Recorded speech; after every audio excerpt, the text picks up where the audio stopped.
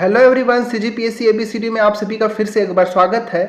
आज के इस वीडियो में छत्तीसगढ़ के आधुनिक इतिहास से संबंधित ये वीडियो नंबर 6 है, जिसमें हम 1930 में होने वाली सभी घटनाएं, जिसमें सविनय अवज्ञा आंदोलन कह लीजिए या फिर नमक कानून को तोड़ने से संबंधित घटनाओं को कह लीजिए, और इन सभी घटनाओं का छत्तीसगढ़ में क्या प्रभाव पड़ा था, उनसे संबंधित हम सारे इवेंट्स को यहाँ पर डिस्कस करेंगे।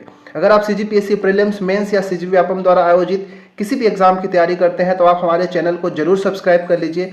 वीडियो अच्छा लगे तो लाइक भी कर लें और अपने दोस्तों के साथ भी शेयर जरूर करिएगा। तो चलिए आज के इस वीडियो को हम शुरू करते हैं और बढ़ते हैं। देखते हैं सबसे पहले कि सविनय अवज्ञा आंदोलन क्या था, इसकी शुरुआत कब और किसने किया था। ठीक है, तो आप सभी को सबसे पहली बात याद रखना है कि कांग्रेस का जो लाहौर अधिवेशन था 1929 के अंदर, वहीं पर यह सविनय अवज्ञा आंदोलन के लिए प्रस्ताव पारित किया गया था। यह आंदोलन जो है लाहौर में, जो कि रावी नदी के तट पर है, वहीं हुआ था और इसकी अध्यक्षता पंडित जवाहरलाल नेहरू के द्वारा किया गया था। आपको यह भी याद रखना है।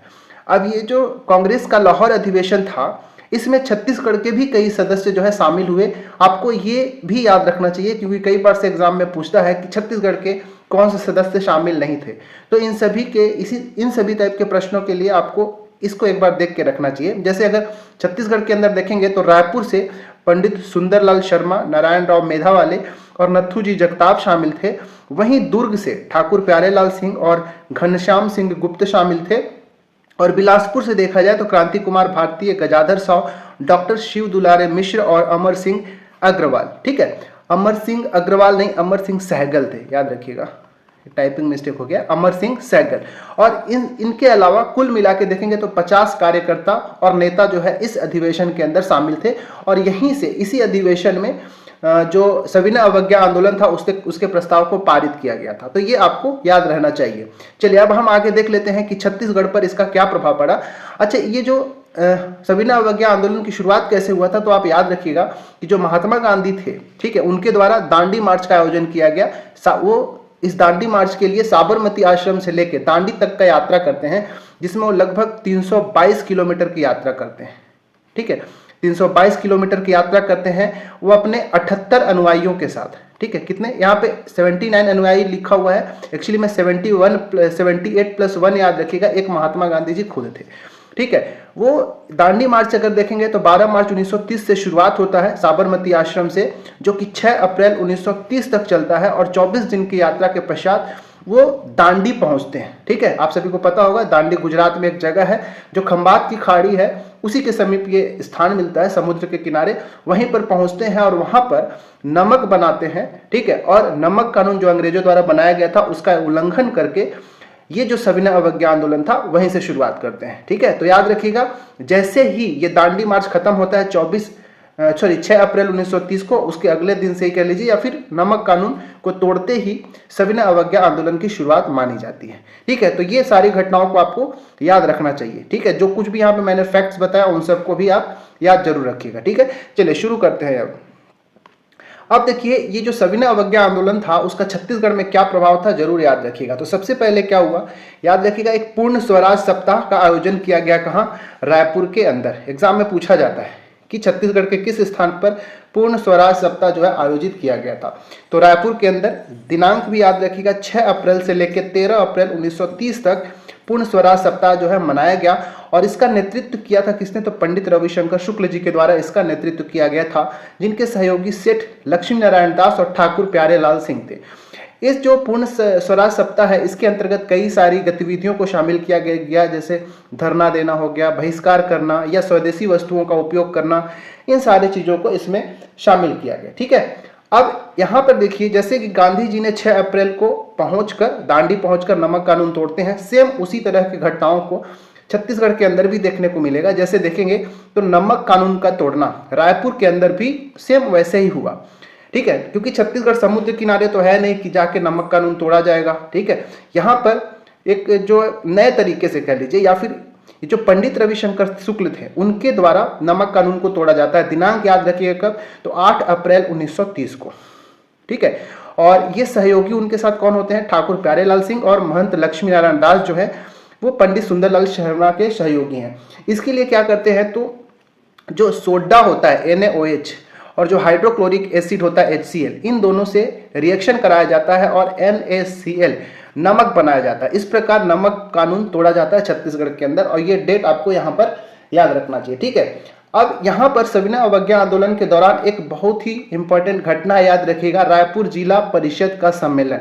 यहाँ से भी प्रश्न जो है एग्जाम में पूछे जा चुके हैं, ठीक है। देखिए, ये जो रायपुर जिला परिषद का सम्मेलन का आयोजन कब किया गया था? 15 अप्रैल 1930 को इसका आयोजन किया गया था। कहाँ? तो रजबंधा रायपुर के अंदर आयोजन किया गया था, और इसके अध्यक्ष कौन थे? तो सेठ गोविंद दास इसके अध्यक्ष थे, ठीक है। ये भी याद रखिएगा कि ये जो सम्मेलन हुआ था, इसमें विशेष बातों को आपको क्या याद रखना है कि जो मैंने बताया कि पंडित रविशंकर शुक्ल ने नमक बनाकर नमक कानून तोड़ा था 8 अप्रैल को, तो वो घटना जो है आपको देखने को कहाँ मिलेगा? पंडित रविशंकर शुक्ल ने HCl और NaOH का नमक बनाकर प्रतीकात्मक रूप से नमक कानून को तोड़ा। कब? तो रायपुर जिला परिषद का सम्मेलन हुआ था, इसी दौरान भी ये घटना देखने को मिलता है, ठीक है। और उनके सहयोगी के रूप में सेठ गोविंद दास, द्वारका प्रसाद मिश्र, महंत लक्ष्मी नारायण दास और गया चरण त्रिवेदी नजर आते हैं उनके सहयोगी के रूप में। अच्छा, अगर आपसे पूछ ले कि धमतरी में नमक कानून का उल्लंघन किसने किया था या नमक कानून किसने तोड़ा था, तो नारायण राव मेधावाले, इस नाम को याद रखिएगा। इसी तरह मुंगेली के अंदर नमक कानून किसने तोड़ा था? तो राम गोपाल तिवारी और कालीचरण शुक्ल, इन दोनों नामों को आपको याद रखना चाहिए, ठीक है। यहाँ पे मैंने एक चीज बताया था कि सेठ गोविंद दास जो ये रायपुर जिला परिषद सम्मेलन का अध्यक्षता किए थे, एक्चुअली में वहाँ क्या था कि पंडित जवाहरलाल नेहरू आने वाले थे, लेकिन नेहरू जी को गिरफ्तार कर लिया जाता है उधर ही कहीं, जिसके कारण इसकी अध्यक्षता जो है सेठ गोविंद दास के द्वारा किया जाता है, ठीक है। अब सविनय अवज्ञा आंदोलन के दौरान इन सभी घटनाओं के अतिरिक्त कुछ और भी घटनाएं देखने को मिलती है। जैसे एक घटना जो है पट्टा मत दो और कर न दो आंदोलन, जो कि 1930 के अंदर ही घटित होता है। ये पट्टा मत दो आंदोलन जो है ये रायपुर के अंदर होता है और इसका नेतृत्व ठाकुर प्यारे लाल सिंह के द्वारा किया जाता है। वहीं जो कर न दो आंदोलन जो देखने को मिलता है ये बिलासपुर के अंदर होता है और इसका नेतृत्व गजाधर साव के द्वारा किया जाता है, ठीक है। और ये पूरा का पूरा घटना जो है 1930 में सविनय अवज्ञा आंदोलन के दौरान ही होता है, ठीक है। फिर बाद में क्या होता है? बात आता है 25 जून 1930 को, ठीक है। 25 जून 1930 को जो ठाकुर प्यारे लाल सिंह थे उनको गिरफ्तार कर लिया जाता है और 1 वर्ष के लिए उनको कारावास में डाल दिया जाता है, ठीक है।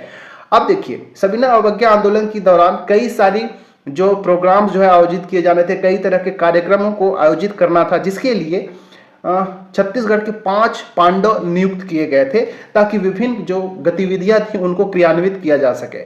जैसे छत्तीसगढ़ के 5 पांडवों का नाम ये एग्जाम में कई बार से पूछा जाता है, इसको आप जरूर याद रखिएगा। जैसे किसको युधिष्ठिर का नाम किसको दिया गया था? तो जो वामन राव लाखे थे उनको युधिष्ठिर के नाम से जाना गया। इसके बाद जो भीम थे वो लक्ष्मी नारायण दास, राइट। इसके बाद अर्जुन कौन थे? ठाकुर प्यारे लाल सिंह को अर्जुन की दर्जा दिया गया। सहदेव किसको? तो शिवदास डागा जी को सहदेव के रूप में जाना जाता है 5 पांडवों के अंदर।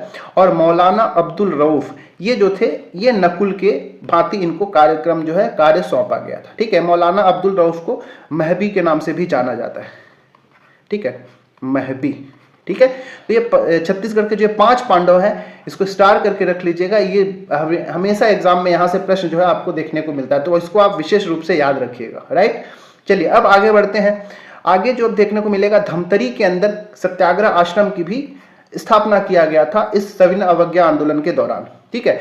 1 मई 1930 को आपको याद रखना है डेट। 1 मई 1930 को जो धमतरी में नत्थू जी जगताप है उनके निवास स्थान पर ही पंडित सुंदरलाल शर्मा द्वारा धमतरी में सत्याग्रह आश्रम का स्थापना किया गया था, ताकि जो सत्याग्रह में स्वयंसेवक थे, ठीक है, जो स्वयंसेवक थे, स्वयंसेवक उनका जो सत्याग्रह के लिए उनको प्रशिक्षित किया जा सके, इसीलिए सत्याग्रह आश्रम की शुरुआत किया गया था, ठीक है। अच्छा, बिलासपुर के अंदर भी तो नमक कानून का उल्लंघन होगा, तो वो किसके द्वारा हुआ था? तो ये याद रखिएगा, बिलासपुर में नमक कानून का उल्लंघन के लिए याद रखिएगा डेट 17 अप्रैल 1930 को।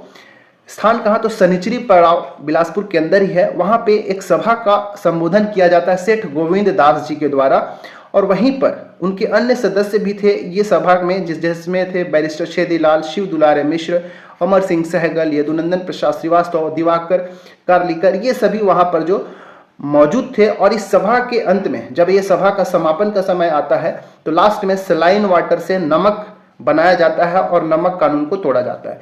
तो इनके नामों को जरूर याद रखिएगा। इसमें से भी आपसे कई बार से घुमा के प्रश्न पूछ लिया जाता है। ठीक है, तो ये सभा का संबोधन किसके द्वारा? तो सेठ गोविंद दास के द्वारा। राइट, चलिए आगे बढ़ते हैं।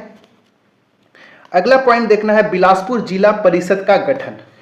प्रश्न यहां से भी आपसे पूछा जाता है कि बिलासपुर जिला परिषद का गठन कब और किसके द्वारा किया गया था। तो याद रखिएगा, बिलासपुर का जो टाउन हॉल है वहीं पर 17 मई 1930 को बिलासपुर जिला परिषद का गठन किया गया था और इसकी अध्यक्षता किसके द्वारा? बैरिस्टर छेदीलाल, या फिर यूं कह लीजिए कि बैरिस्टर छेदीलाल की अध्यक्षता में टाउन हॉल बिलासपुर में 17 मई 1930 को बिलासपुर जिला परिषद का गठन किया गया था।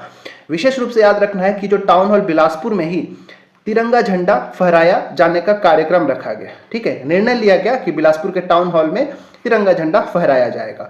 और इतना आसान नहीं था वहां पे तिरंगा झंडा फहराना, बहुत उसमें प्रयास किया गया, जिसमें जो बैरिस्टर छेदीलाल थे इनका सबसे अधिक योगदान था। इनके कह लीजिए कि अथक प्रयास से ही बिलासपुर के टाउन हॉल में तिरंगा झंडा जो है फहराया गया। ठीक है, अच्छा एक चीज आपको याद रखना चाहिए यहाँ पे कि जो क्रांति कुमार भारतीय हैं, ठीक है, इनके द्वारा इसी समय जैसे 17 मई 1930 को क्या हुआ, जिला परिषद का गठन हुआ, वहां पे बैठक हुआ, सभा का आयोजन हुआ। उसके अगले दिन 18 मई 1930 को जो क्रांति कुमार भारतीय थे उनके द्वारा एक जुलूस का भी आयोजन किया गया था। तो ऐसे प्रश्न भी आपसे पूछ लिया जा सकता है। ठीक है, इसके बाद आगे देखते हैं बिलासपुर में शासकीय स्कूल में झंडा फहराया जाना। ठीक है, डेट है 4 अगस्त 1930। इस दिन क्रांति कुमार भारतीय द्वारा बिलासपुर का जो शासकीय स्कूल था वहां पे झंडा फहराया गया।